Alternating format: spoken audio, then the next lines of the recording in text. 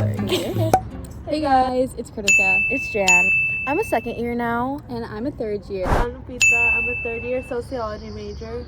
And hi, I'm Yamala. I'm a second year sociology major as well. And we're from her campus, and today We'll be talking about things we wish we knew before committing to UCLA or just college in general.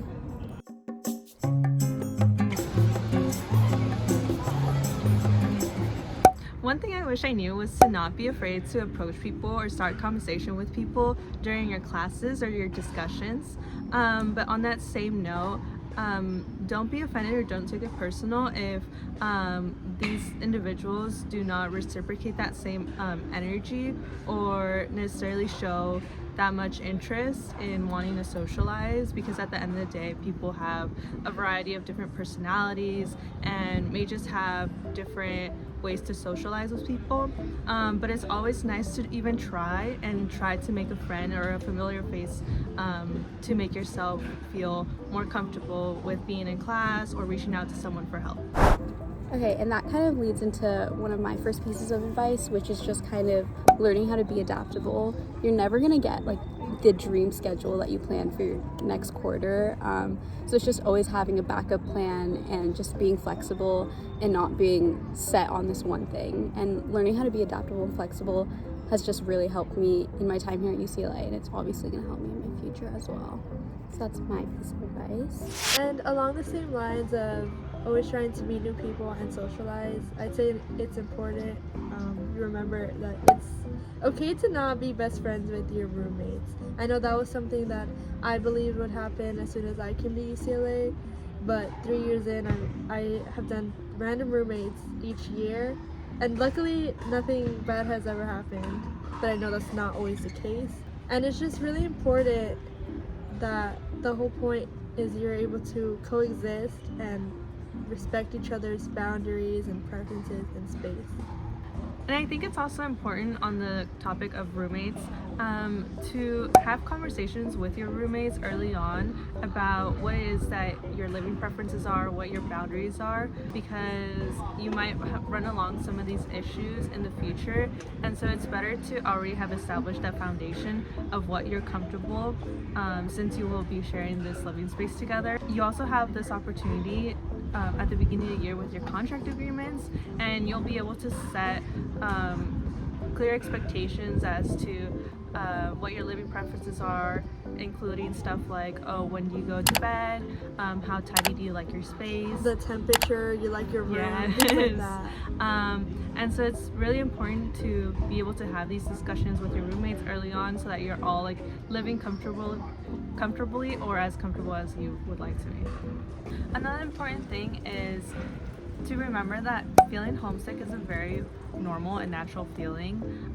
You should not be feeling guilty whether it is that you do want to go home more frequently or you don't want to go home. Everyone is settling into this new environment at different paces, and it's a completely different experience for everyone. I know some people who go home maybe every weekend or every 2 weekends, and then there's people who maybe aren't able to go home throughout the quarter for different reasons and only go home when we have holiday breaks or anything like that. So it's really different for everyone. And personally, I used to go home every 2 weeks my first year, but luckily throughout the years I've learned how to adjust, and I really do enjoy spending my weekends here at school. Or it's okay to feel these things, just as long as you don't let it take away from actually adjusting and embracing your new environment. It's very difficult to get into anything here at UCLA, whether that's classes, orgs, clubs. There's like, you have to do like 5 coffee chats to even get into like the business frats and stuff. So that's really annoying. Yeah, even for like chill clubs that you thought like wouldn't require stuff, like it's I don't know. You're gonna get an interview. Like it's bound to happen. With like classes, it's so competitive to get any class that classes you want. are the worst. Like people pay. Yeah. Like they sell classes on Snapchat. No, there's like a full like black market going on. Yeah, it's really bad actually. Yeah. But well, speaking of the clubs, even though they're hard to get into, try to get into them. There's so many orgs here. You could start your own clubs. Like, there's this huge what's it called, the EAF? Oh, yes. The enormous activities fair in the beginning of the year, and it's pretty much every single org and club on campus is tabling, and it honestly takes like hours to walk through. It takes hours, and I just think college is such a time for you to figure out what you love, and you don't know what you love yet. Like, I'm picking up a film minor, and I didn't know I wanted to do that. So I really do recommend just trying to join orgs, because that's really where you find people, like Her Campus. Yes. I think we both just joined this year, and look at us now. Yeah, no, definitely. I agree with that. And that was kind of one thing I was going to say is try and say yes to everything in your first couple of weeks here. Whether it's like grabbing lunch with people that you don't really know or like some random group. It's all about trial and error, honestly, in your first quarter here. You're going to hang out with people during your first 2 weeks that you're never going to see again. But it's just about trying to see like which people you click with, like what majors you click with, or classes or extracurriculars, trying out for clubs that you maybe wouldn't have thought about before, but you like talk to them at EAF and now you're thinking about it. So just trying to say yes to everything, but obviously don't overdo it. Know your limits. Don't try and like schedule yourself for a bunch of stuff. I feel like that's something that's super hard, is like balancing time. If you don't love it, like once you've tried it and you figured out that you don't love it, you don't need to do it. This isn't high school. You don't have to like rack up extracurriculars to look good on like your college applications. Like, really just do something you're passionate about, because you'll find out that there's not a lot of time in the day here.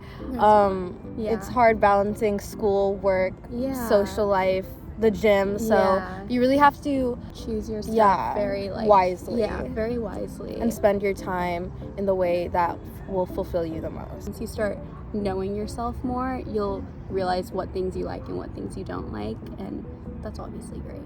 Okay, my next thing is that UCLA is a very big school. There's so many people here, and it's really easy to get overwhelmed and also feel a sense of imposter syndrome. I feel like everyone feels it at some point during their freshman year, which imposter syndrome is basically just like you feel like you got accepted, but you should, like, it was a glitch in the system. You shouldn't have been accepted. Like, everyone else, you think everyone else is way smarter than you, or just like they actually got in, but you feel like you shouldn't have. Feel out of place, almost like you shouldn't be here.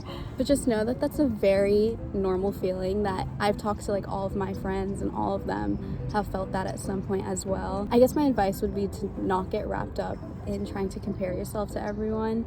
That leads you down such a rabbit hole, honestly, whether it be comparing yourself to people in your classes with grades, or comparing yourself to people who have a lot of friends, or maybe you're struggling to make a bunch of friends, because you don't know, maybe those friends that they have are just people that like they met 2 weeks ago and they actually all secretly hate each other. You don't even know, especially in your fall quarter of freshman year. No one really knows each other that well, and some of those friendships never even end up lasting. Those big friend groups you see, I promise you, they probably are gonna fall apart later in that quarter.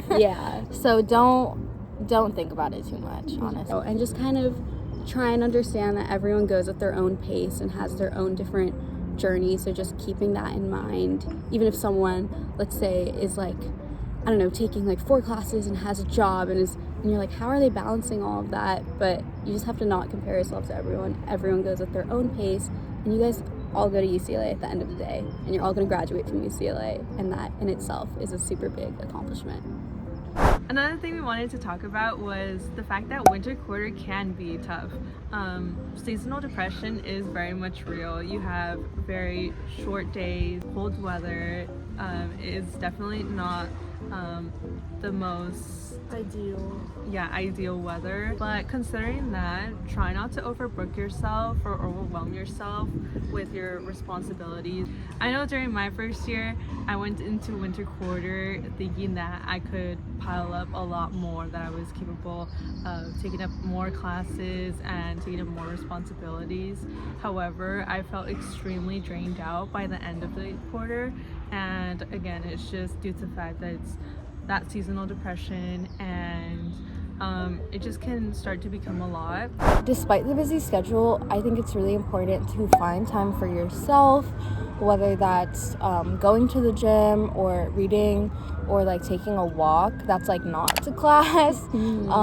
Is very important. I know I get wrapped up in like my busy schedule of classes, and I'm like, oh, I can't go to the gym because I have too much homework, but then I start feeling bad because I'm not hitting the gym. Right. So it's like this cycle that continues if you just let it continue. So I think it's really important to just find time for yourself, find time for that self-care, whatever that may be for you. I know I take like Sundays as like a reset day to just like have an everything shower, to clean my room and stuff like that. For me, I love like any like quality time with my friends, with not even some big hangout, just kind of going to their apartment, chilling on their like couch, something like that, or just relaxing in bed and watching an episode of my favorite TV show, just doing something to help me just wind down and try and disconnect from the busy life I have. Because honestly, when you're a college student, there's so many things you have to do, so you have to remember to take care of yourself first and your health, and just